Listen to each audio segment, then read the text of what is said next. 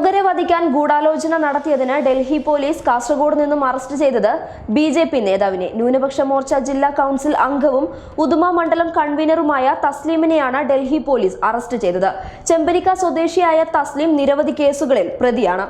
Kasaragod 1ാം class മജിസ്ട്രേറ്റിന് മുന്നിൽ ഹാജരാക്കിയ തസ്ലീമിനെ ഡൽഹിയിലേക്ക് കൊണ്ടുപോയി. വെള്ളിയാഴ്ച പുലർച്ചെയാണ് ഡൽഹിയിൽ നിന്നെത്തിയ 4-അംഗ പോലീസ് സംഘം തസ്ലീമിനെ ചട്ടഞ്ചാലിലെ ബന്ധുവീട്ടിൽ നിന്ന് അറസ്റ്റ് ചെയ്തത്.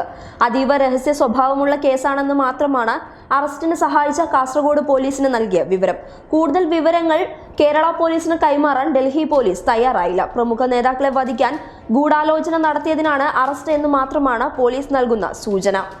ഇന്ത്യയിലെയും ദുബായിലെയും രഹസ്യാന്വേഷണ വിഭാഗങ്ങളുടെ വിവരദാതാവായി പ്രവർത്തിക്കുന്ന തസ്ലീം നിരവധി കേസുകളിൽ പ്രതിയാണ്. ബിജെപി നേതാക്കളുമായി അടുത്ത ബന്ധം പുലർത്തുന്ന തസ്ലീം കാസർഗോഡ് ജില്ലയിലെ ബിജെപിയിലെ പ്രമുഖ നേതാവാണ്. News desk public Kerala.